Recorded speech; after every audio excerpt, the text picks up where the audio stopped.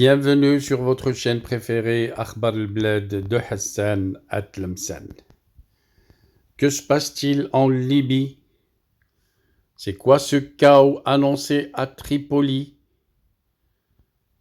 Nous allons discuter à travers plusieurs vidéos, plusieurs épisodes, ce qui se passe en Libye, faire des analyses à travers des vidéos où on va expliquer le problème libyen, le problème de toute une Afrique spoliée et la vérité des frontières volées avec tous ces fantômes du colonialisme. Bien entendu, à travers ces vidéos, nous allons attaquer plusieurs volets comme j'ai dit. Dans un épisode, nous allons voir comment la Libye est en feu et à qui profite ce chaos. Un deuxième épisode qui sera réservé à l'Algérie. On va essayer de comprendre ce qui pousse cette Algérie justement à s'agiter et la peur d'un effondrement régional.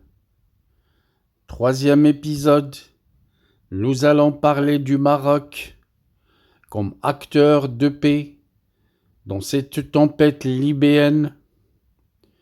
Quatrième épisode, nous allons aborder la France et sa relation avec ce chaos, le grand chaos qui se passe en Libye, avec les affrontements de Tripoli, la France qui est un architecte du désordre africain.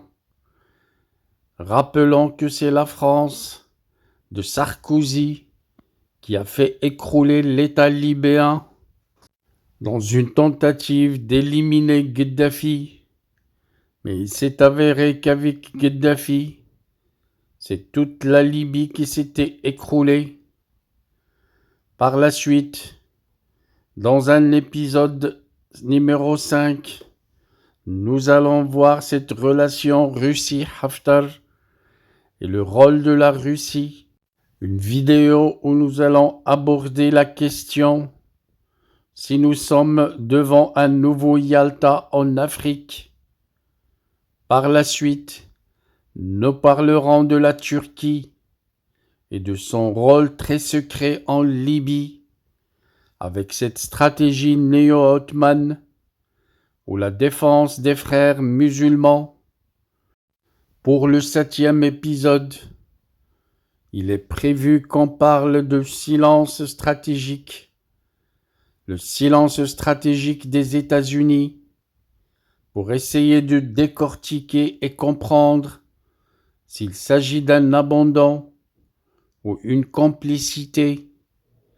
Par la suite, et durant l'épisode numéro 8, nous verrons la fin du régime militaire algérien et toutes ces frontières qui sont en sursis. Épisode 9, nous aborderons la carte coloniale de l'Algérie et discuter de sa légitimité et de la possibilité que la Libye réclame ces vastes territoires de Hassim Saoud et autres régions. Et puis à la fin, au 10e épisode, nous verrons si la solution passait par un réveil de conscience de la France coloniale, qui a tout détruit et qui a façonné les frontières actuelles de l'Afrique du Nord et de toute l'Afrique. Restez donc attentifs à toutes ces successions d'épisodes au sujet de la Libye. À travers ces épisodes, j'essaierai de vous faire comprendre tous les secrets de ce grand dossier qu'est la Libye, un puissant État qui s'est écroulé à cause d'une intervention qui était censée neutraliser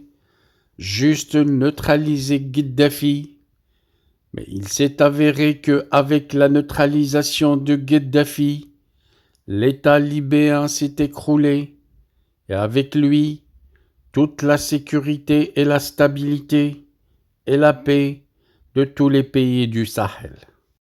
Commençons donc par cet épisode numéro 1. Que se passe-t-il exactement en Libye? Ce qu'il faut retenir, c'est que la Libye traverse actuellement une période de tensions extrêmes, une période marquée par des affrontements violents entre milices rivales à Tripoli, des milices qui ont provoqué une instabilité politique et sécuritaire majeure. Les derniers développements à Tripoli sont inquiétants, car depuis le 12 mai 2025, la capitale libyenne a été le théâtre de combats intenses entre des groupes armés. Ces affrontements ont été déclenchés par l'assassinat d'Abdelghani Al-Kikli, alias Ranniwa, le chef de la puissante milice Stabilisation Support Authority, la SSA, tué dans un centre de détention contrôlé par la brigade 444, allié du Premier ministre Abdulhamid Dbeiba. Les combats ont causé la mort d'au moins 8 civils et ont conduit à la suspension des écoles et de l'aéroport de Mitiga. Le gouvernement de Dbeiba a profité de cette situation pour renforcer son contrôle sur Tripoli en s'appuyant sur les brigades 444 et 111 qui ont pris le dessus sur la SSA dans plusieurs quartiers, notamment à Abu Salim. Un cessez-le-feu a été annoncé le 14 mai, mais c'était qu'une trêve fragile. Ce cessez-le-feu mettant fin aux combats les plus violents que Tripoli ait connus depuis des années. Cependant, la situation reste tendue, avec des forces de sécurité déployées pour maintenir l'ordre.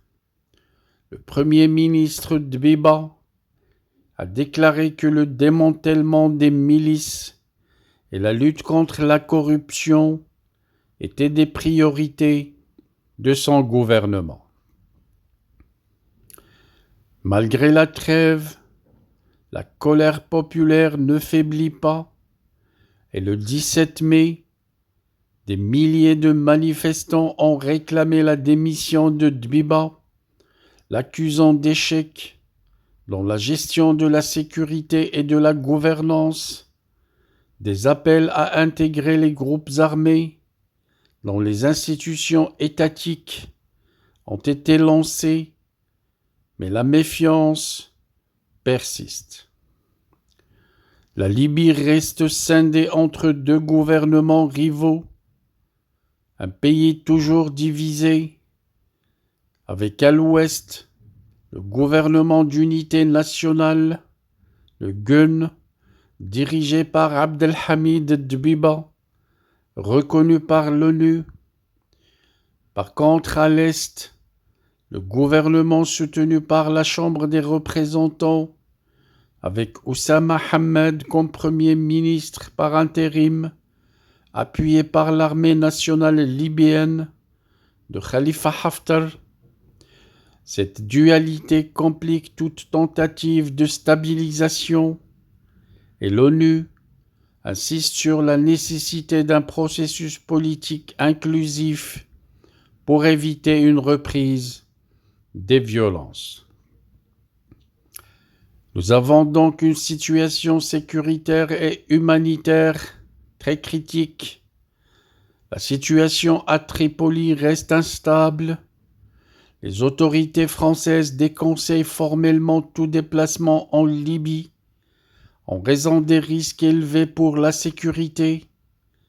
la Commission africaine des droits de l'homme et des peuples a exprimé sa profonde préoccupation face aux violations des droits humains et appelle à un dialogue national très urgent. En résumé, la Libye est à un tournant critique. Le gouvernement de Dbiba tente de consolider son pouvoir en éliminant les milices rivales. La population manifeste son mécontentement face à cette insécurité, une insécurité persistante, et le pays reste divisé entre deux gouvernements concurrents, entravant toute solution politique durable et sans un compromis politique et une réforme en profondeur des structures de sécurité. Le risque d'une nouvelle escalade de la violence demeure très élevé. Qu'en est-il du régime militaire en Algérie, qui s'isole de plus en plus en se créant partout des ennemis? Et pourquoi il s'agit de ce régime militaire? Craint-il l'intronisation du régime Haftar à la tête de la Libye? Que risque-t-il de faire qui nuirait à toute la région, qui s'inflamme partout, où l'Algérie a des frontières, à cause de son financement des groupes terroristes et séparatistes contre tous les pays voisins, y compris la Libye? C'est la question à laquelle nous allons répondre aux prochains épisodes. Rendez-vous donc avec le deuxième épisode dans quelques heures.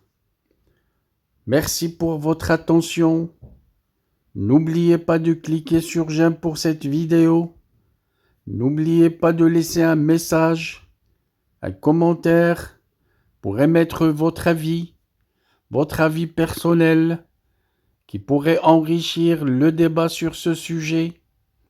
N'oubliez pas de partager la vidéo de cet épisode avec tous vos amis pour qu'ils soient au courant de ces épisodes et pour qu'ils puissent eux également les suivre.